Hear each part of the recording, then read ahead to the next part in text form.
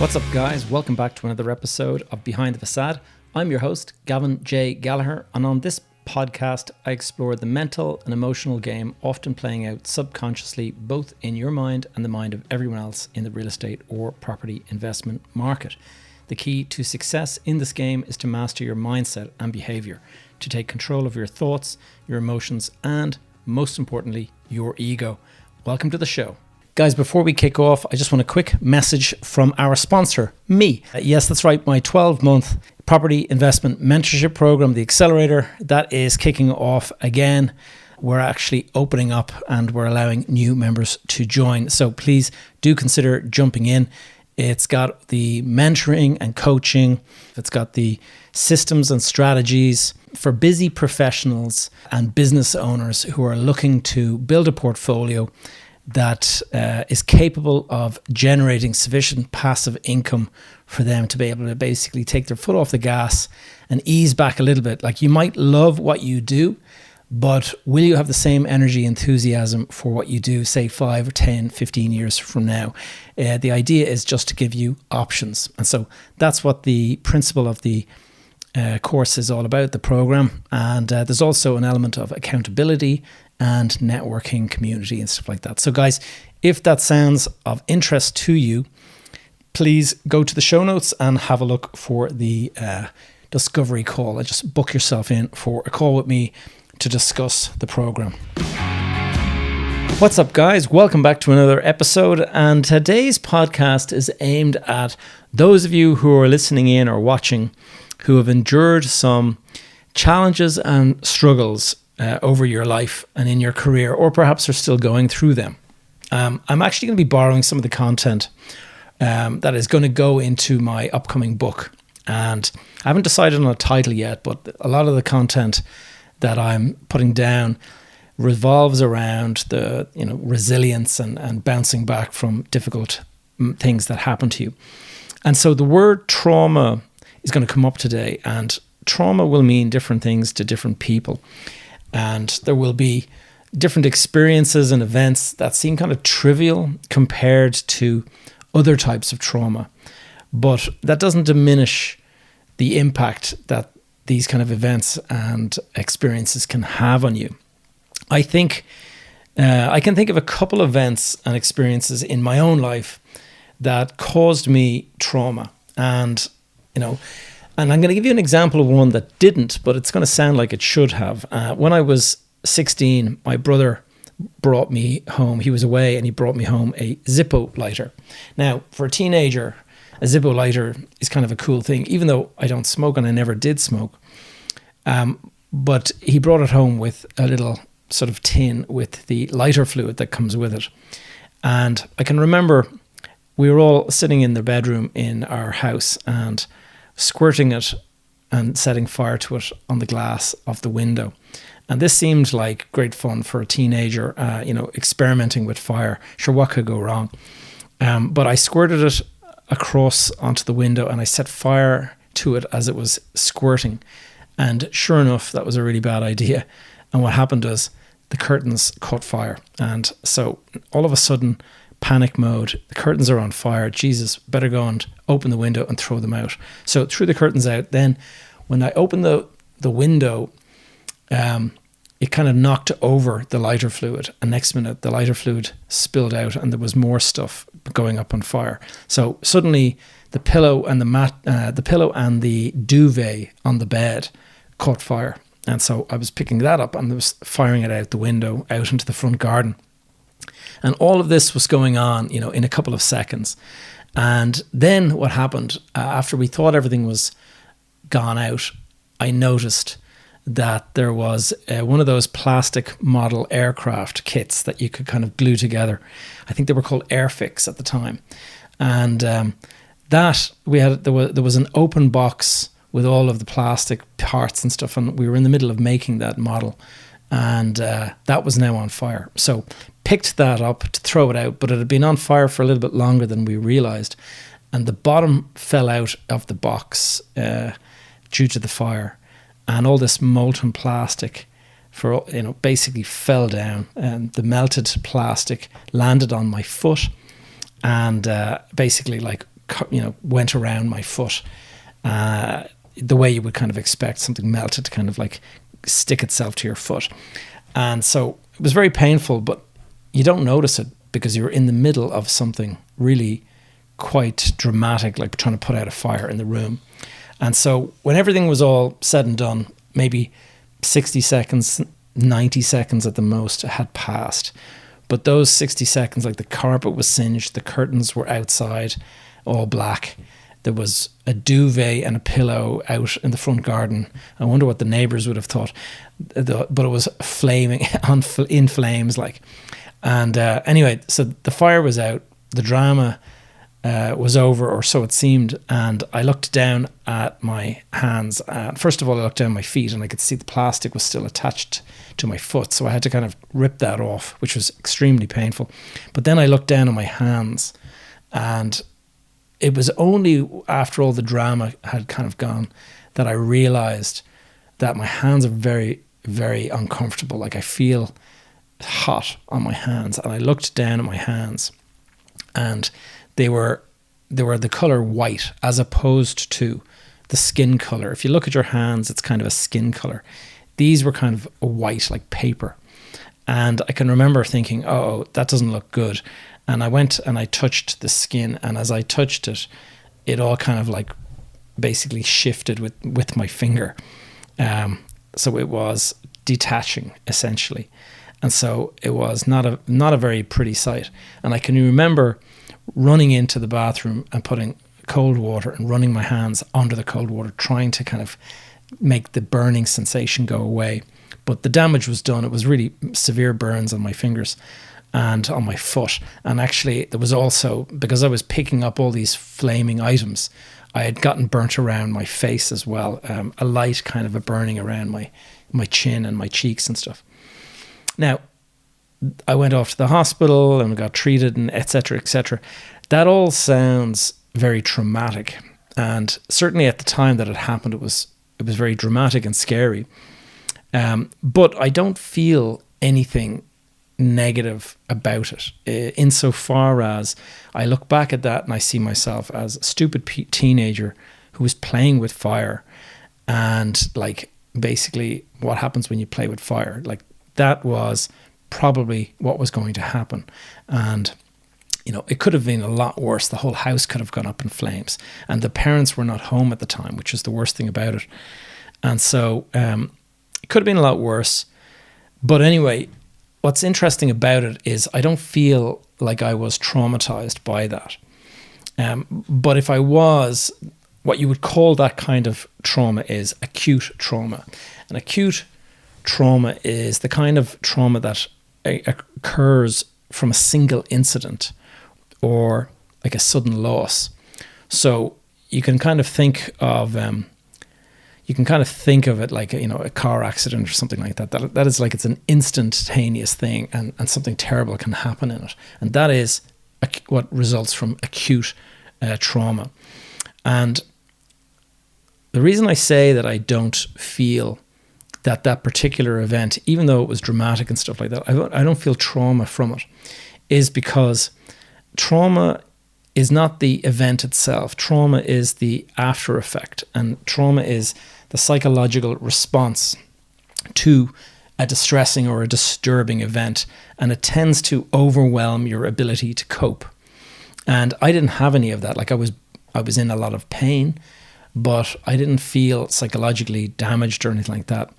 And when you have, when you're experiencing trauma in the true sense of the word, you have feelings of helplessness. It can diminish your sense of self altogether. And this is, when it happens, it's, you can imagine people come back from war and things like that, and they have what's known as post-traumatic stress disorder. And that is where they are psychologically damaged by it. After the Second World War, there was all these stories about people coming back and they had endured these awful kind of like bombing runs and stuff like that, where they were caught and they didn't know whether they were about to die or anything. And even though they survived it, they came out the other side like very traumatized, and that is psychological. Like They didn't actually get injured, but mentally heavily scarred by it, and so highly traumatized. And so they, some of the symptoms that you can have as a result of trauma are, anxiety, depression, mood swings. You can have difficulty in concentrating. You can suffer from insomnia. You can have a loss of appetite, and you can also find yourself withdrawing from others altogether. And the reason that I say that my burn experience was not traumatic is because I didn't experience any of those. And so that is something to note. It's just like acute trauma is the event. After an event is the you've got to kind of ask yourself, did I go through something that is actually triggering all of these psychological issues? And if, for example, if you got mugged or something like that, that may well trigger trauma. Or if you lost a loved one or something like that, there's people close to me that have lost, children and things like that, and that is an absolutely awful thing to experience. And so, this is it. But that is an event type trauma. But there is another type of trauma that is really what I'm getting at today, and that is, the form of trauma that I experienced, not the burning, which was an event, which was the acute form that that could have taken place, but it was it was more of a long-term stress, and that is what I think I went through, and I think other people may have experienced this as well. And it may be maybe you recognize it or maybe you don't, but this is what's known as chronic trauma, and chronic trauma is where you are exposed to repeated stress or prolonged stress, and these highly stressful experiences, they go on for a period of time, and you can't kind of escape from it. And there's a lot of different forms of this that it might be. Like, for example, if you're bullied in school or something like that, that can go on for weeks or months or something. That is very traumatic if you're going through it, because you feel that kind of helplessness and stuff. Other things like domestic abuse and stuff, there will be people who have experienced that. But the one that I'm focusing on is the kind that comes from financial challenges. And if you consider what happened in post-2008 after the crash, there was, a whole generation of people that got into investing in property and stuff that went through very traumatic downturn in the value of their properties, and then they had the banks coming after them and all this kind of stuff. And today I work with many, many different clients. I've been working with clients in my mastermind and my accelerator now for about the last 3 or 4 years.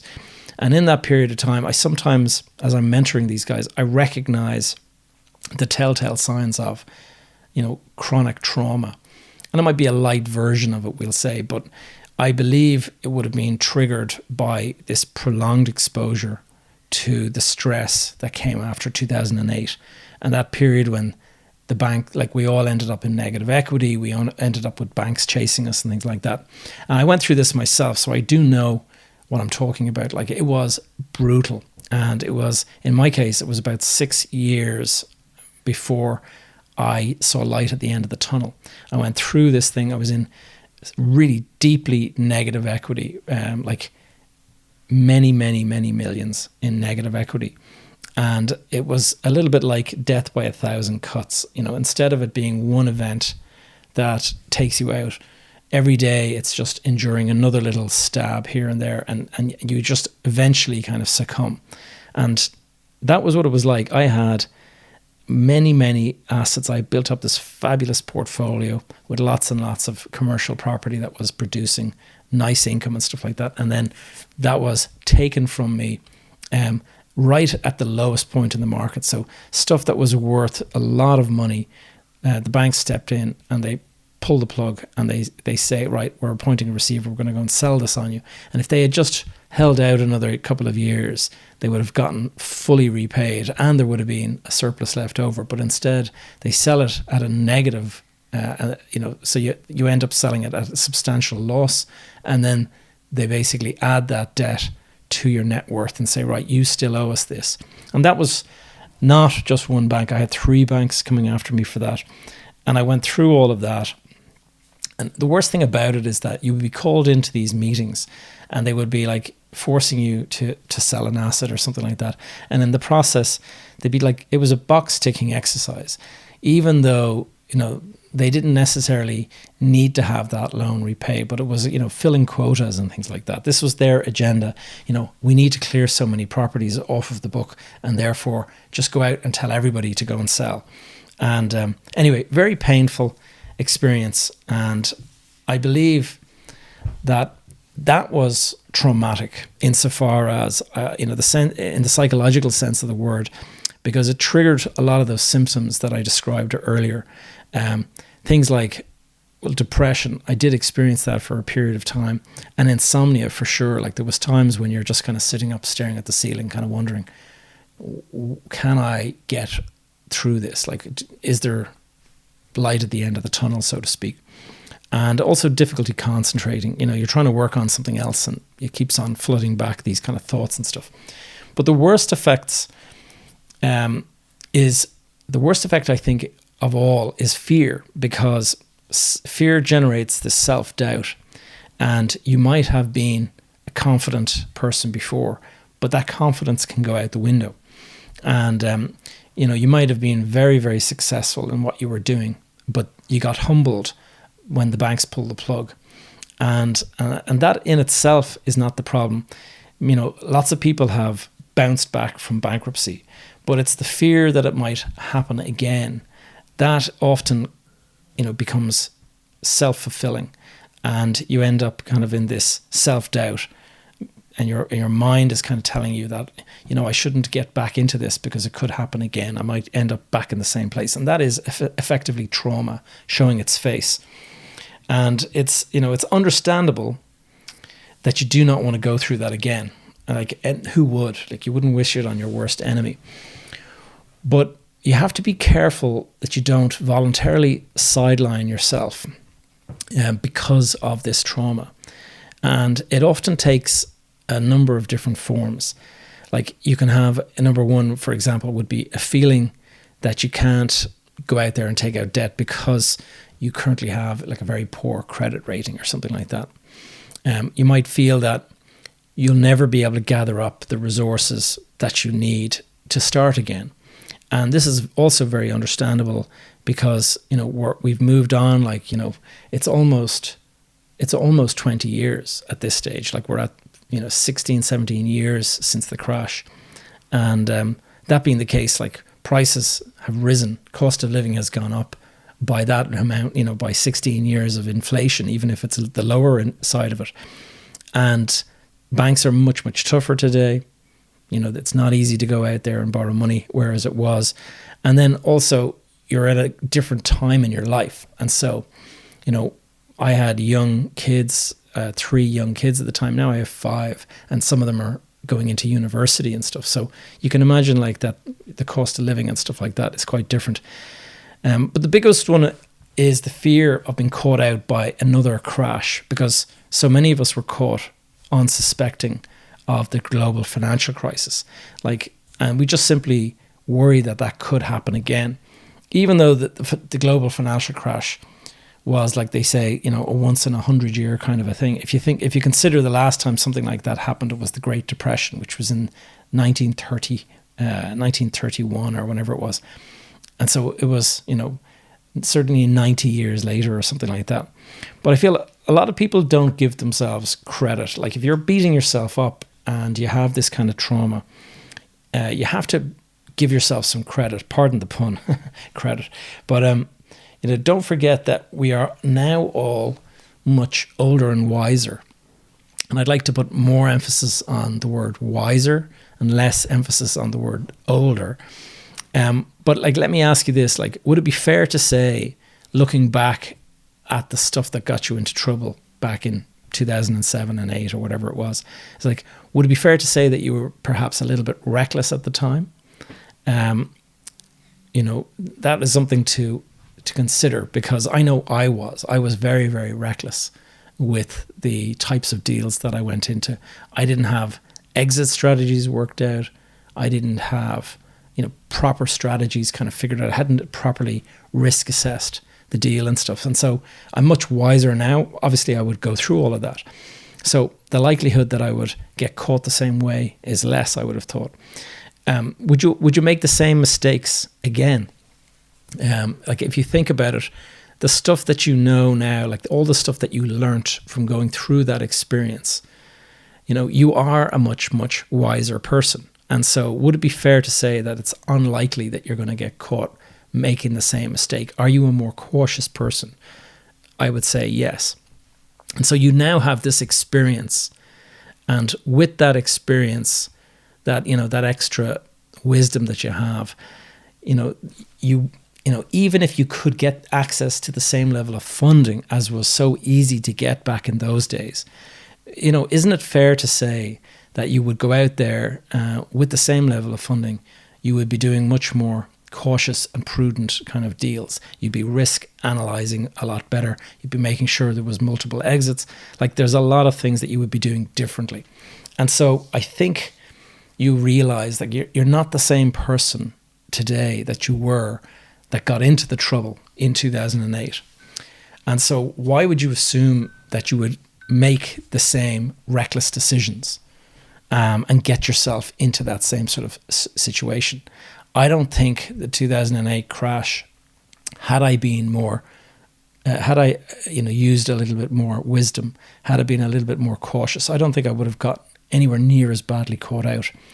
What I got caught out on was just being kind of overly adventurous and going after kind of like exotic deals that seemed kind of interesting and stuff like that. And so have a think about your reluctance to take out any more debt. Like I think we all know that, real estate and leverage go hand in hand. It's part and parcel of a real estate investor's kind of arsenal of tools and things they can do.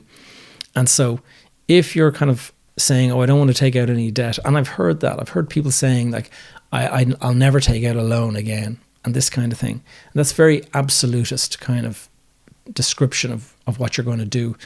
If you think about it, like, if the right deal comes along, there's nothing bad about debt. It's just make sure that you're not using it in a reckless way. And like, think about the very first home you ever bought. You buy a home with a mortgage, like that is debt, that is leverage. And so it's not a bad thing. You obviously just have to be cautious and make sure that you're buying the right thing. So it stands to reason that if you were to go out and borrow some money for a deal today, that money that you're going to go out and borrow is going to go into a deal that has been properly analyzed. You're going to have done your due diligence. You're going to have figured out what your exit strategy might be. And you're going to be watching the market very carefully for any kind of sign of change or something like that. You're going to make sure that the income from the deal, if you're collecting a rental income, that you've got enough cover, that there's room there for any kind of a slowdown, that there's enough demand in the area. Like all of that stuff you would be going and checking because you're now smarter, wiser, more cautious and prudent about the deals that you do. And so just that's one of the things that I would just remind you, if you have experienced this kind of a downturn or this kind of trauma, is that there's a different head on those shoulders today. And so don't consider yourself the same person who got yourself into trouble in the first case. Like debt, as I mentioned, debt is just not inherently bad by itself. It's just if it's taken out in a cavalier or reckless manner, then it does have a tendency to come home and roost. So how can we overcome trauma and the effects on our mindset, the self-limiting beliefs that it creates? There's obviously, you can go out and you can seek treatment. And some of you may resist this, and I think it's commonly known. In fact, I spoke to a psychologist a while back, and one of the biggest sort of, I suppose, causes of, depression and things like that in men is typically debt related, financial difficulty. And what happens is that men tend not to seek out help. They feel like this is some sort of show of weakness, and they tend to kind of bottle it all up. And so, first of all, be aware of that. Second of all, be aware that there is therapy for this. And I know a lot of people, that's exactly, they kind of go, therapy? Me? I don't think so. Like, I'm strong, I'm able to get through this. And while I didn't seek therapy myself, it is no reflection on anyone who does. And frankly, I look back now and think to myself, was I just too damn stubborn to go off and seek help at the time when I was going through this?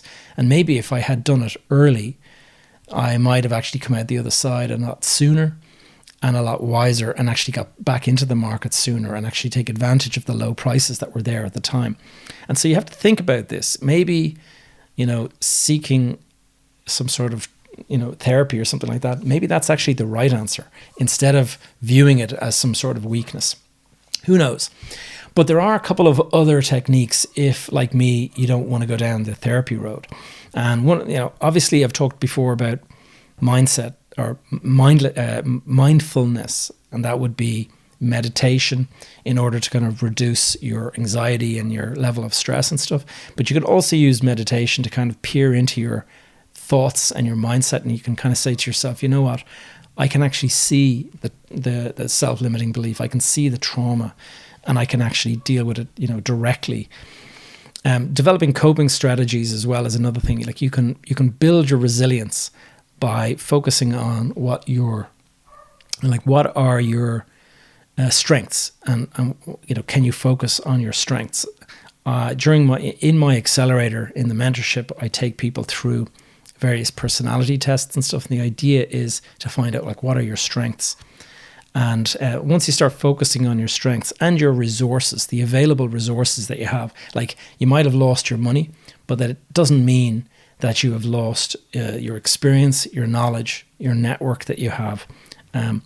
You should create a plan that has multiple steps, and each of those steps is kind of a small win in itself, so that you can start stacking these, even if they're small wins, start stacking the wins so that you start to kind of feel confident and successful again. And another thing is get out there and exercise and eat healthy. That is very important. From your physiology impacts your psychology. And so finally, one of the things that has worked for me, when you've gone through a traumatic experience, and in my case, losing lots and lots of money in the way that I did, it does make you look at the future and you start to kind of wonder, what's it going to be? And you have to be resilient in this way. You have to kind of come up with a compelling vision for the future. If you don't have a compelling vision for the future, then you can struggle with motivation and things like that. So it's important to have a vision for the future.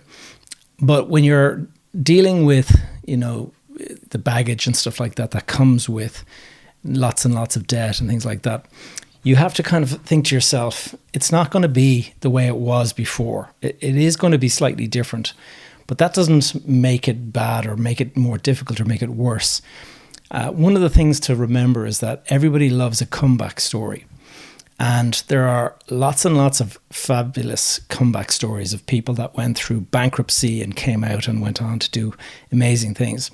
And it all sort of made sense to me recently when I read about this thing called the hero's journey. And it's a framework for storytelling that was identified by a guy called Joseph Campbell in his book, The Hero with 1,000 Faces. And in this book, he outlines this framework that stories of old and stories today are often told. And he went and he studied myths and legends going back, thousands of years.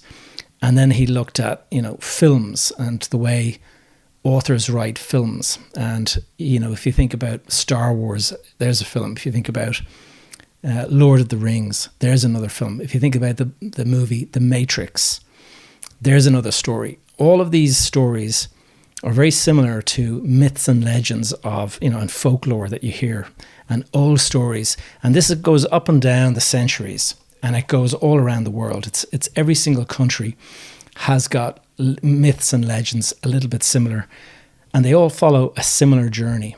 It's called The Hero's Journey. And what he identified was that almost all of them start at a point and there's a call to adventure. And that is, as I look at it, it's a bit similar to getting into property. It's like a call to adventure. You don't like your standard life.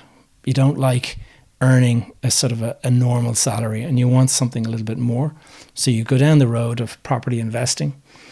And then what happens is you do well, and then you go through a difficult moment. And that is there's various tests, and then you go down to the bottom of, we'll say, the kind of the valley or the pit. And you've got to go and climb back out of it. And there's in The Hero's Journey, there's talk about a mentor in it. There's always some sort of a guide who kind of helps you out. And, if you reflect on the different stories that have been around, like, for example, Luke Skywalker, the start of the movie Star Wars begins with him on a planet, like working as a farm boy with his uncle. There's the ordinary person. And then he gets called off to the adventure to go and, fight in the rebellion and things like that. But then he faces lots of challenges with Darth Vader, the fight with Darth Vader, discovering he's his dad, and all of that kind of stuff. You can see how the story arc goes through adventure, success, then difficulty when he loses his hand and all that kind of stuff. And then he comes back and he's ultimately victorious. If you look at Neo in the Matrix movie, very similar. Starts as an ordinary guy who's like programmer, very, very kind of bored with his life, thinks there should be something more exciting, and so takes the red pill. That's the crossing of the threshold, as it's called. And then his adventure begins. But it's not this like great adventure. Oh, wow, look at this amazing life. It's suddenly like he's in mortal danger and he's being chased and all this. And that is similar. It goes through this difficult pattern where you face a challenge and then you face your most difficult challenge. In my case, the crash of 2008, that was a series of challenges. But the worst one was being involved in the big Spanish project, because that just went so badly wrong, like 100% loss of capital injected into the deal, plus a lot of time.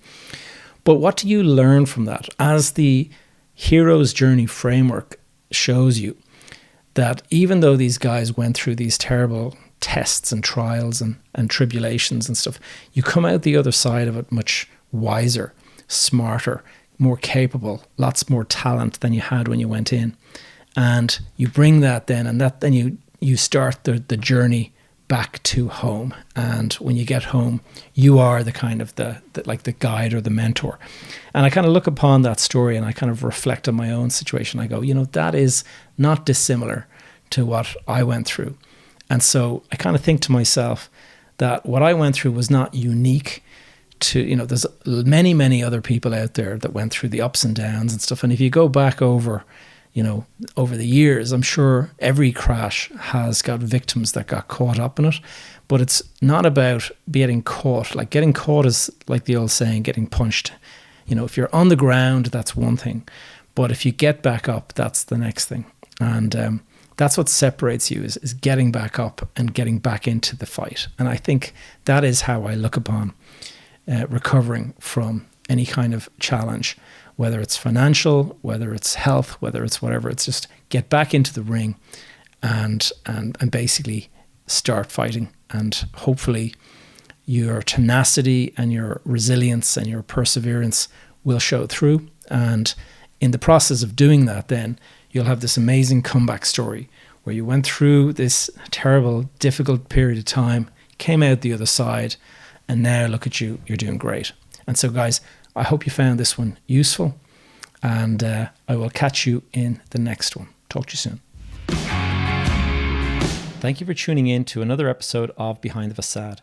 If you enjoyed the show or found it in any way useful, could I please ask you to take a moment to leave a review over on iTunes or Spotify? This really helps us get the podcast out in front of more people. If you have any questions or topics you would like me to cover in future episodes, please connect with me via my brand new school community. You will find a link in the show notes. You can stay up to date with all of my content and the projects I'm working on by signing up for my weekly newsletter over on my website, gavinjgallagher.com. That's all for now. See you back here, same time next week.